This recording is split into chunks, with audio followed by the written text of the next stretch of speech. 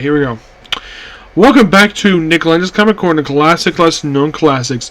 This is episode number 3048, Doubleshot number 2942. First up, we're discussing Teen Titans, Volume 2, the first 15 issues of this volume, along with its sole annual. Written by Dan Jurgens, art by Dan Jurgens and George Perez. My guess is because it's Teen Titans, why not throw in George Perez here? Now, this mostly put is mostly an original lineup. Now, mostly put we get the debut of these 4 brand new characters.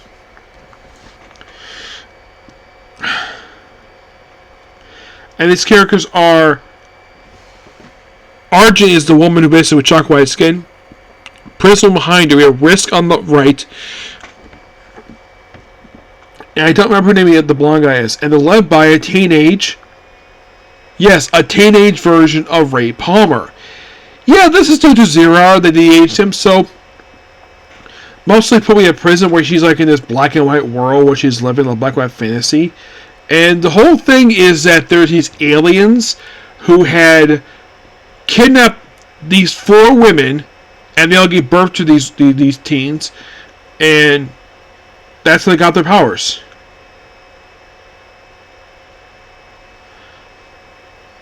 And we have the first guy here. The blonde kid is like breaking in, and of course this happens to someone woman's shower, like, oops. He's like various, of course he gets knocked out by the girls. Get him, of course. And then of course we cut to a solar tower which is owned by, get this, Lauren, basically, Jupiter. Yes. Lauren Jupiter is his name. Yeah, those of you unfamiliar with this guy, ooh, crap. Yeah, plane crashes happened in Philadelphia. So, this guy was briefly the benefactor for the Teen Titans back in the mid-60s. He was basically the benefactor for about 2 years in the book, and then the financing was taken over by Bruce Wayne toward the end of the book's existence. And he's here with Omen. Yes, Omen. And then we see Ray Palmer, who basically has got this brand new, actually is his alpha for the Power of the Atom miniseries ongoing. And of course then we have Argent, who's got the chalk white skin thing. Of course you have a guy who's hitting on her. And then Omen basically brings people together. And mostly put, that's kind of what the first 3 issues are. It's just how to bring the Teen Titans together. And of course off in space, and that's what Titan Children is. It's basically the gathering of this team that happens over the course of the first 3 issues of this book, and it's done really well. Prison takes a little while for her to come out of the actual alternate reality, and she does not like her real world appearance. She hates it. And then the next issue, they're joined by, I kid you not, so Mad Mod shows up. Okay, those of you probably familiar with this character due to his appearance on the Teen Titans TV show from 2003. He was a character debut back in the 60s, appeared a few times, went to jail. Now he's reformed, and now he's basically serving as a fashion designer. Yes, Mad Mod. Yes. So, then of course they all escape from the realities they're in. And then they deal with a guy called Juggler.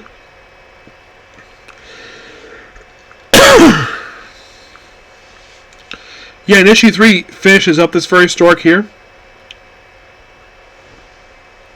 This is actually a really good start for the book. And eventually they are given their brand new costumes. Yes, by the end of issue 3. So the guy is called Risk. Risk is actually... the blonde hair guy, the big bulky black guy, his name is Slugger. Yes, and Argent wears his outfit, though she gets a slight upgrade toward the end of the book. I don't have a problem with the outfit. Linkar himself, we did a little retrospective, he did not like the outfit at all. He likes the character.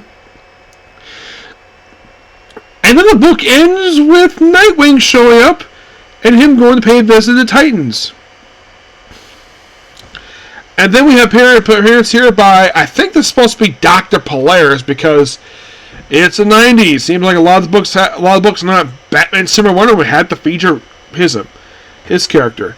Now, next up we have is Coming Out, where we have appearance here by Tim Drake Robin. Always great to see this version of Robin. Little fun fact. Now I mentioned to people, do you know who designed this costume? Neil Adams. Yes, Neil Adams designed this costume. So we have Nightwing with Robin, Paint Fist of the Titans, of course. Then we have appearance by Redbird. Yes, you remember this car? Yes, a car DC does not want anything what Tim Drake to have anymore, due to some people with DC Comics like Chuck Dixon. And I expect they want to pay him for the royalties of this freaking car. Yes, it's like, oh, Robin can have a car, but you can't call it Redbird because that means you have to pay Chuck Dixon every time he shows up.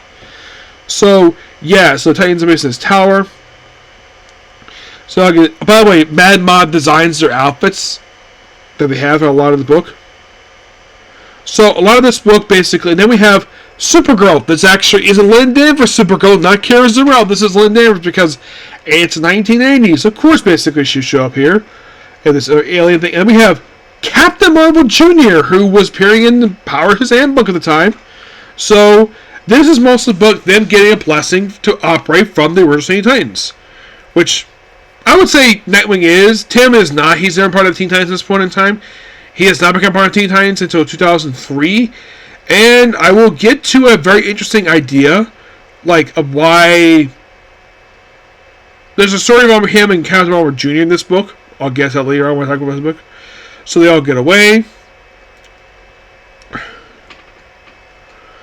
And we have this villain that pops up here for this one issue here. Which they fight him, and then of course basically like... And then of course talk about the Teen Titans.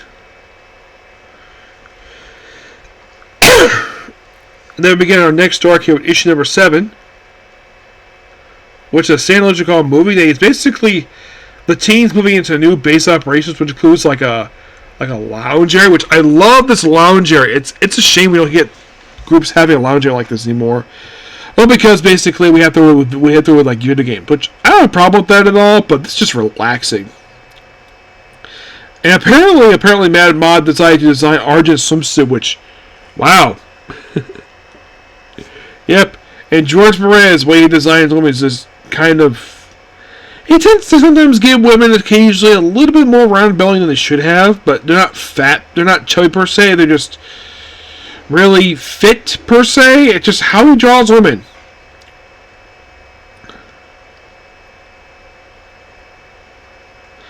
And most of them on a mission here for this nice little issue. And then moving on to issue number 7.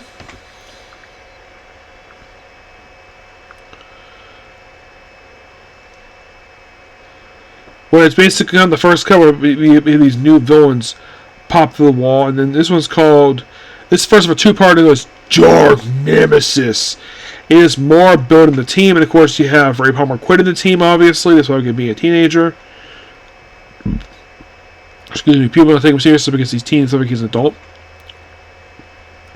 So most people do this new group called Dark Nemesis, and then we have this really excellent, I think this two-parter with Dark Nemesis.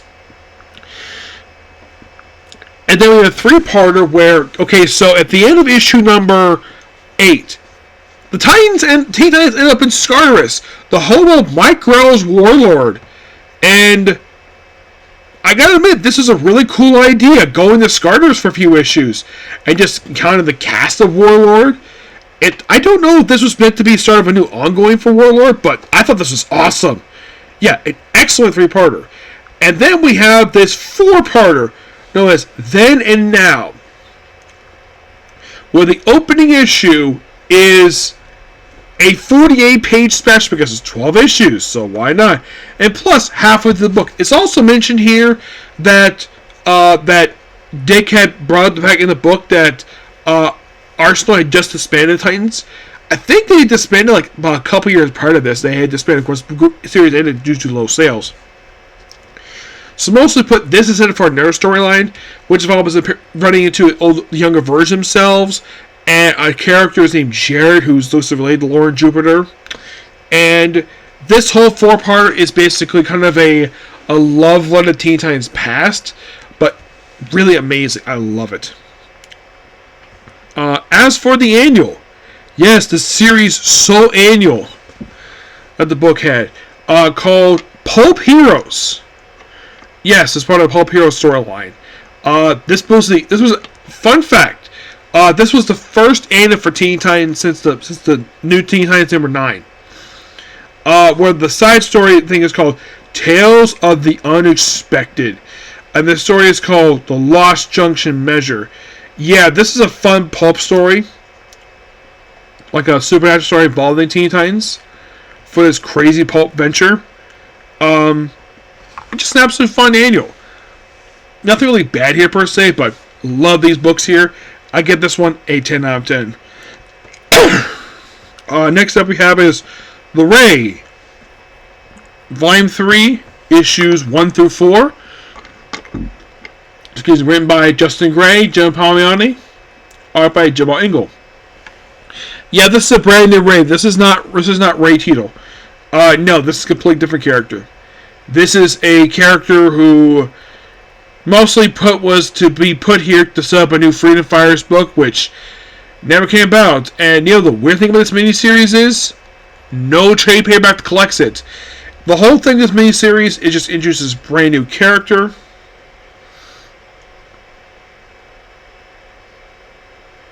He's a Korean American. Let's see if it lists his name here.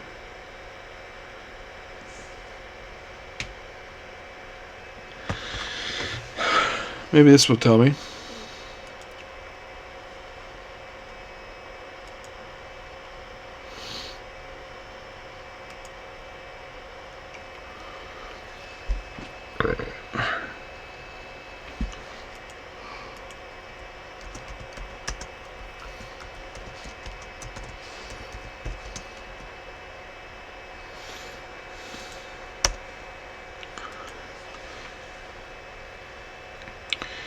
Okay, this guy's name is Lucian Gates. He is from San Diego. And this miniseries was his debut appearance. After this, he popped up in Human Bomb and Phantom Lady, and that was it for him. Mostly put this just a creation of this brand new character. He has a little fun story here, and that's mostly it.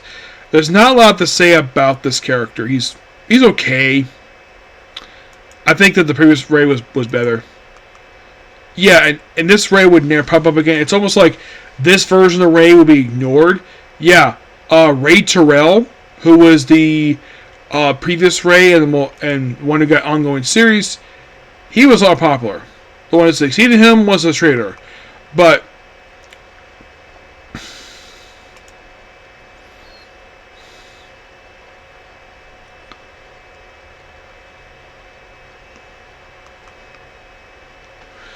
yeah, but there is the Ray Terror one.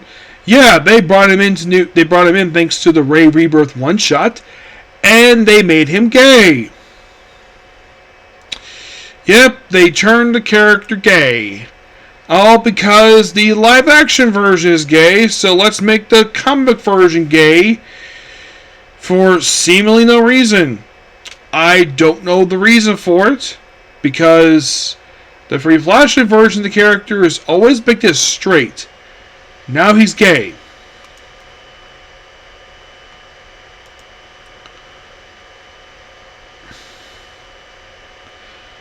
I don't know, honestly, the reason why that they did this. It just did. But Leon Gates, he's just an okay character. I didn't think it was interesting, but I only talk about this book merely because of the fact it's a book called The Ray. And with that, The Ray is done. By the way, get the book and give it an 8 out of 10. It's by far the 3 volumes the weakest book out of all of them. What's next to replace this one? Because I finished The Ray. Next is Black Condor. That should be a lot more interesting because basically it was a 12-issue ongoing, and I like the character a little better than this version of Ray. So that'll be next time. So that's pretty much it. Particular view. Please be sure to like, comment, subscribe, turn notifications, and do another like button. I will see you all later if I get time to tonight. Work on a review for Dr. Stone. Okay, next video. Bye.